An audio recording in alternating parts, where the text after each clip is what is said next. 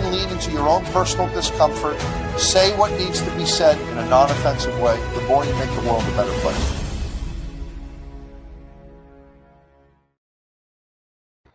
All right. Good afternoon, everyone, to Jumpstart Masteries Live at 5. I'm Andy Prisco. Welcome all on Facebook, Instagram, YouTube, and LinkedIn. Welcome all.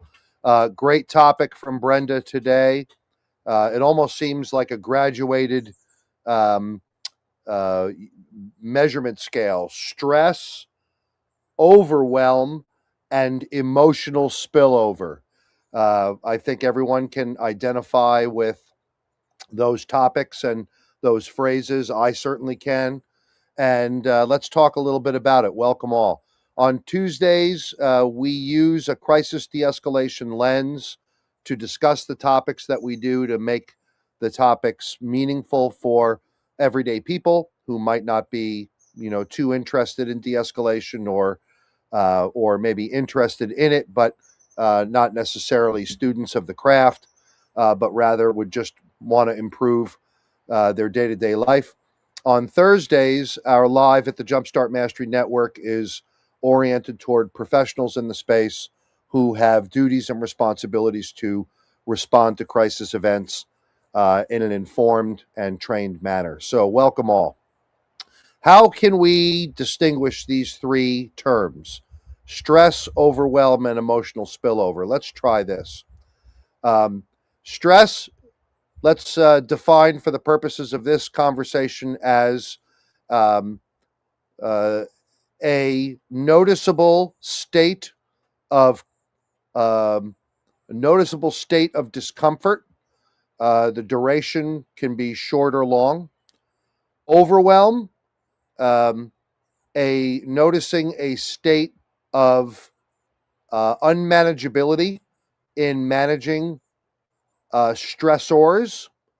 And emotional spillover, the lack of control in emoting the stressful state in its appropriate place. So, for example, you're in physical pain, but you snap at a coworker or a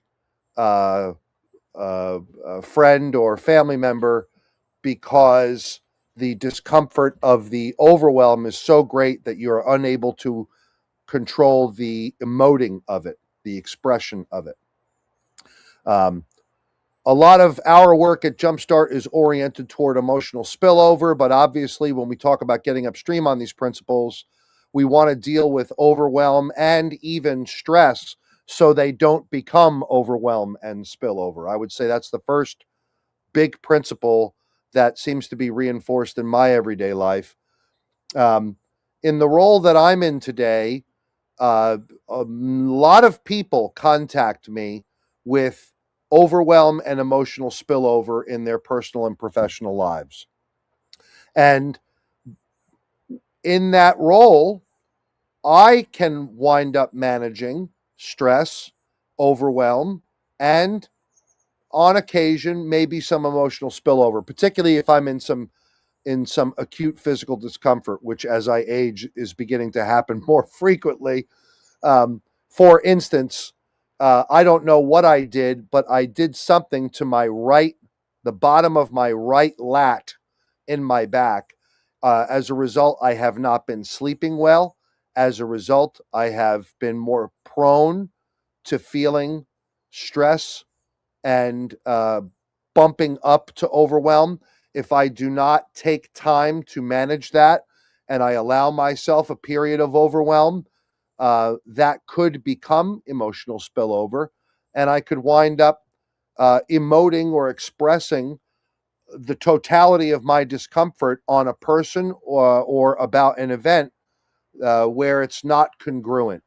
I'm standing too long in my vehicle at a red light, and I begin to drive erratically or frantically. That might be an example of emotional spillover.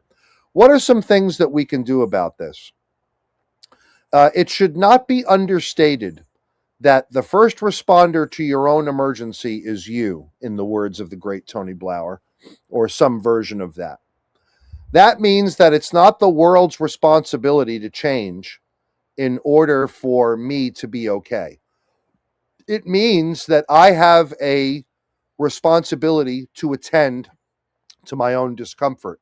Yet, what do we experience so often in our day to day life? We witness others pointing at circumstances externally or in the world around them um, as the source of their discomfort, as if they have no ability to manage themselves. Um, we might experience or notice in ourselves a um, a pattern of ruminating and perseverating over some injustice that happened to us. And I know in my experience that can be for hours or days, where during that time, the person who is responsible to attend to my well being is me. So it should not be understated that noticing deviations from your baseline of feeling regulated, like things are going well, things are all right, noticing deviation is your responsibility. It's my responsibility for myself. And upon noticing that deviation, I'm early enough in the game where I have my diversity of thought and expression, as Dr. Porges would say, to come up with some choices on how I want to prevent episodes of overwhelm and emotional spillover. What might those be? It might be withdrawing from some demand placed upon me. It's not a mistake that in serving people who live with autistic experience, that we have something like the low arousal approach in supporting people who live with autism. Why? People who live with autism are particularly prone to stress and overwhelm due to sensory issues. Things that are too bright, things that are too loud, forms of touch that are unpleasant, things that uh, react in a particular way because of the way that they have biologically developed, and they have no control over that. So, what are the things that we do when someone with autistic experience is particularly animated or emotionally aroused? We reduce demand. We reduce demand. This should not be understated. There's not enough talk about demand reduction. Yet we have been habituated so often, even to ourselves, to increase demand. Pull myself up by my bootstraps, suck it up, white knuckle it, grab harder, push through. Yeah, there are times for that, but as a principle and a prescription for all episodes of discomfort, there's no evidence that that's the preferred approach.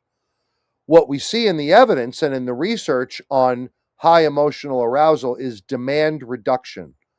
We also know that during emotional arousal, that brain functioning becomes very limited in the conscious space. There's limited diversity of thought and um, creativity, limited diversity of thought and function when the limbic system is aroused, limited diversity of expression. So, why the hell would we add demands under those conditions? Why would we increase the necessity of the neocortex and parts of the brain that are meant for complex thinking? Why would we increase that demand? So be gentle with yourself is one way of potentially looking at the notion of stress and overwhelm. Immediately notice it and reduce demand. So that's one big takeaway. What's another takeaway if you observe overwhelm or if you observe emotional spillover? Um, there are lots of people who engage in spillover and struggle with it being a recurring phenomena in their life. Um, Emotional spillover being defined as the expression of stress and overwhelm in areas that are not congruent with it. I was recently put in touch with an episode of this where I observed some emotional spillover with someone in my life, and I watched them manage the spillover, and then I observed that they did not make any reference to it later. In other words, they did not call it into the light. They did not come forward and say, hey, I feel the need to explain what you observed there because it's not characteristic of me. And if it had any impact on you, I want to take responsibility for that. Instead, they didn't deal with it at all. Why might that have been? Is it possible that they knew that in the emotional spillover that there was going to be unintended consequence, unintended casualty, and maybe did not want to experience the guilt or shame associated with the loss of control? Sure, that's reasonable. If you continue to insulate yourself from the discomfort of taking responsibility, guess what you'll never get good at? Taking responsibility. Because taking responsibility almost always is attached to some degree of observable discomfort. Lots of people, we have a whole cohort of young people today who I think are completely unaware of that practice. They can point to some external circumstance as the justification to their emotional spillover. They will place it at the feet of that external circumstance as if they had no agency themselves. And as a result, there's no debriefing about what happened.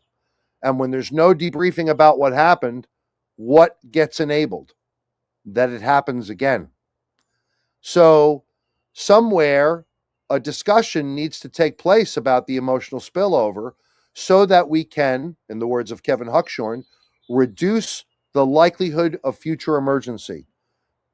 Is the intervention of not talking about something reducing the likelihood of future emergency? What do you think?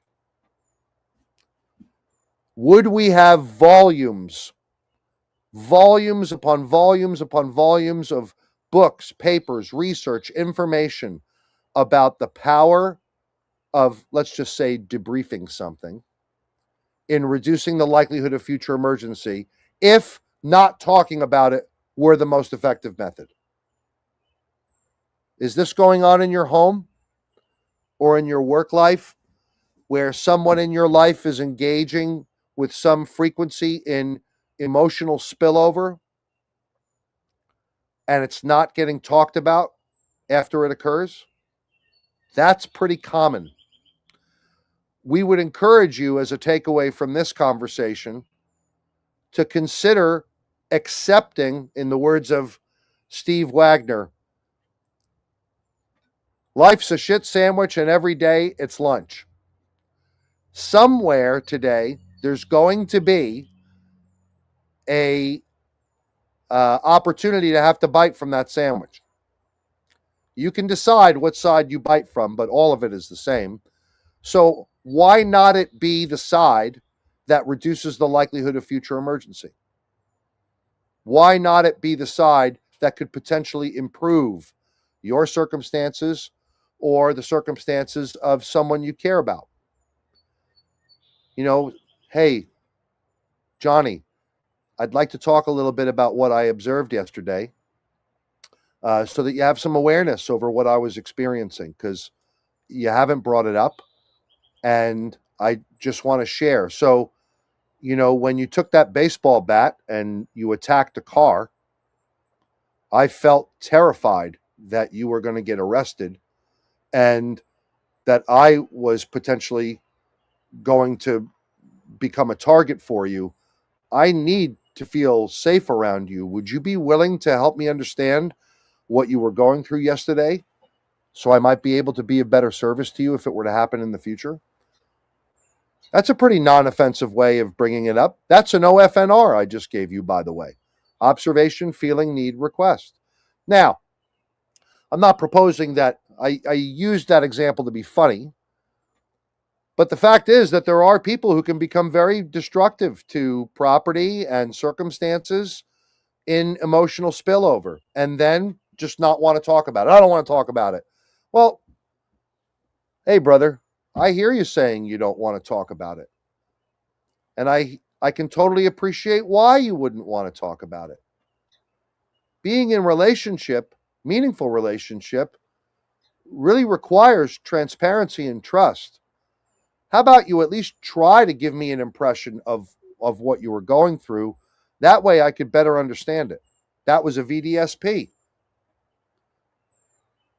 There are ways that we can broach uncomfortable topics without being offensive. The first myth to dispense is that by bringing it up, there's going to be a reaction. There is. Here's something for you propositionally to consider. There always is a way to bring something up without it being an explosive reaction. We just have to find it.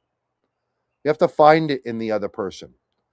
And if it's in ourselves, ideally, it's letting other folks know, hey, look, I am willing to talk about it, but I'll tell you what, I'm very sensitive to negative appraisal. If in your discussion about it, you engage in a lot of negative appraisals about me, I'm not proud of what I did, but if I start hearing a lot of negative appraisals, I'm just going to not listen, and this conversation isn't going to go anywhere. So if you can find a way to talk about it just observationally without appraisal, that would really allow me to be part of the discussion. How about that? Was that offensive? It's a request, for God's sake. So, friends, whether it's stress, overwhelm, or emotional spillover, what are the principles that we're holding up today? The first principle is prevention. Getting upstream and noticing things earlier in the game. Tony Blauer would refer to that as reaction time, and he's right. What's your time to react? Are you noticing things when it's too late, or are you noticing things early? You get good at noticing things early by paying attention to what you're experiencing, by practicing paying attention between episodes of overwhelm and emotional spillover. The second principle that we're bringing up is the idea of managing our responsibility to attend to our well-being. It's not the world's responsibility to attend to our well-being, it's our own. And then finally, discovering ways to bring episodes and casualty from emotional spillover into the light so that the likelihood of their continuance reduces. That's the best way for me to describe it. I hope you got a little bit out of this. I enjoy meeting with you and talking about these everyday topics. And I wish you all the best. Join us on Thursday. Actually, Thursday, I think I'm presenting at the Behavioral Health Conference in Eastern Washington. Yeah, Thursday there won't be a live because I'll be at a conference. So I'll update the socials with that. But I'll be joining the great Mary Stone Smith and Linda Thomas as we discuss the human services workforces in our state at the Washington State Council on Behavioral Health's annual conference. We'll be talking about things that the workforce and leadership can do to attend to the growing numbers of fatigue and moral injury and all of the things that are co-occurring with working in human services. Oh, thank you, Mark. Always great to hear from you, brother. All the best to all of you, friends. Take good care. 10, 9, 8, 7, 6, 5, 4, 3, 2, 1.